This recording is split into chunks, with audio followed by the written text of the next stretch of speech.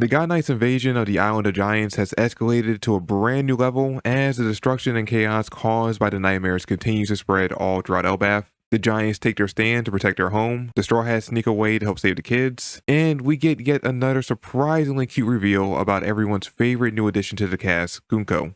And this is the chapter we've been waiting for. All the action is really starting to kick off, and all the important players in this battle are shuffling off to where they need to be to play their roles for this arc. We have most of the Giants trying to take out all the nightmares scattered across the island, with the Giant Warrior Pirates acting not only as the lead force, but seemingly as the replacement fire department, seeing as the one from the last chapter was taken out by the Draugr. Thank you God of War 2018 for helping me say that right, because this arc has been cooking me when it comes to pronouncing things. So the fire should be dealt with soon, and I'm actually really interested in seeing exactly how they handle these kind of disasters. Obviously, in our world, our fire departments mainly use water supplied by fire hydrants to try and take out fires, but Elbaf obviously has a lack of that, or at least we assume they do, because Oda is very creative when it comes to finding ways to integrate things we have in our real world into One Piece's setting, which is mostly less advanced than we are, and Elbaf has had some pretty interesting, I guess you would call it tech, that we would never expect to see on an island based mostly off of Norse mythology.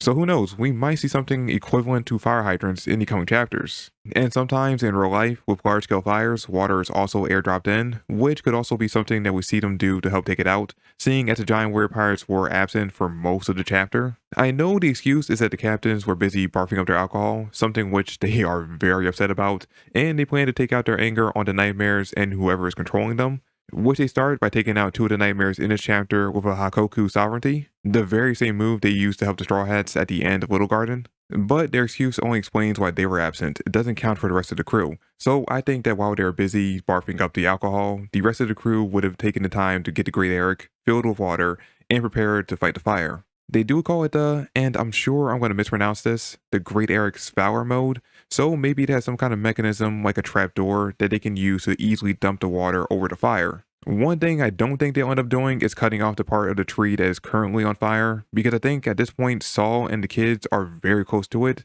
so they wouldn't want to risk hurting them or basically cutting off the branches they're on and letting them fall down to the underworld, because that would also hurt the kids. Speaking of Saul, he's still trying to find a way to stop the kids from moving towards the fire. He has the brilliant idea of, hey, if I can't grab them because of whatever is causing me damage when I do, I'll just use shields and my own body weight to stop them from moving forward.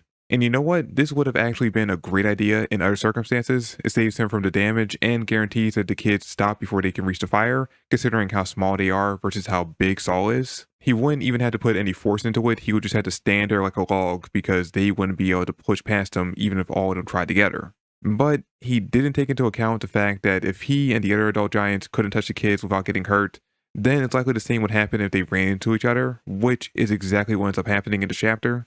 So yeah, that idea is out, though to Saul's credit, he did immediately come up with a much better plan of using rope to tie up the kids, starting with the kid in the back. That way, if he follows that order, it eliminates the risk of the thorns. The only hiccup with this plan is that they end up getting attacked by the Nightmare Fenrir, but honestly, assuming Chopper has his rumble balls with him, I don't really see that being much of an issue. I think his monster point should be more than enough to take it down. And hell, based on what we saw her do to Black Maria back in Wano, I think Robin could easily handle it too. This does confirm one thing though, Killingham has to have direct control over the nightmares, because it's a little too convenient that they were leaving Saul alone when he couldn't stop the kids, but the second he found a way to stop them, it just so happens to show up. Which takes me back to the two we saw just hanging around the school in the last chapter, because it didn't seem like they were really doing any damage to it or attacking any of the giants, and in this chapter we see them later on in completely different parts of the island actually attacking. So they were probably set on standby waiting to be told where to go. And one actually goes on to attack Ripley and Frankie, who met up with Bonnie and Love in the beginning of the chapter. So now we have all the important giants involved in some sort of conflict, mostly taking care of the nightmares that are causing chaos around the Sun Realm, with obviously the exception of the group that are currently in the underworld, who we unfortunately don't get to see in this chapter. And you know what, honestly, it's on me for getting my hopes up. I mean, I should have expected that we weren't going to dive into the backstory behind what happened to King Carol just yet. Even if it feels like it's been a million chapters since we've been waiting for this reveal, it's still way too early for it to happen. In fact, I think at this point, we might just be waiting for someone to actually pull the sword out of Jarl's head before getting the flashback. Because I realized even if Loki tells us what happened, sure, he might convince Luffy, who already wants to give him the benefit of the doubt, and maybe make Harden and his crew second guess if Loki is actually as evil as they thought he was, But we as readers won't truly be convinced that what he says is true unless we either hear from Jarl that Loki didn't do it, or if he himself is presented as the one that did. Which, by the way, I think at this point, it's pretty safe to say that Jarl didn't kill King Carol, but I know there's still a portion of readers that think he did, and they likely won't be convinced until we get a flashback or something showing that he didn't. Until that happens though, I doubt we'll be checking back in with the group in the underworld for the next couple of chapters, or if we do, we'll have completely skipped over Loki telling his side of the story. But we do have the rest of the Straw Hats in the meantime in the Sun Realm ready and willing to take center stage for this arc until the monster trio can make their return. Starting off with Frankie, the chapter actually opens up with Ripley taking him to this ancient lab on Elbaf. That's actually where he ends up running into Bonnie and Love, who had gotten lost since the last time we saw them, and just so happened to find the place too. And this opening is actually one of the prime examples of why you have to actually wait and read the chapters instead of basing all your hype solely off the leaks, because the leaks imply that they found another ancient robot on the island, possibly one from Nika's time, when it was actually just a laboratory, though admittedly the top section of the lab does slightly resemble a robot's head. But again, as far as we can tell, it's just a laboratory, not another ancient robot. Still an impressive find though. Lilith says that it looks to be about 3,000 years old based on what she explored so far, and I'm sure once they defeat the Cloud Nightmare that's attacking them, her and Frankie will make some kind of huge discovery when going through it. In fact, they might actually end up finding out a little bit more information about the history of the three worlds, or at the very least, who made the mural that they found a few chapters ago. And then there's Chopper and Robin, who are with Saul taking on the Fenrir Nightmare and trying to stop the kids from walking straight into the fire. Shouldn't really take them long to deal with the monster. It doesn't seem like it's that tough. I think, honestly, Chopper could probably handle it by himself. The biggest problem that they're going to run into, though, is the possibility of the God Knight stepping in and directly fighting them, since they are the main threat in stopping them from kidnapping the kids.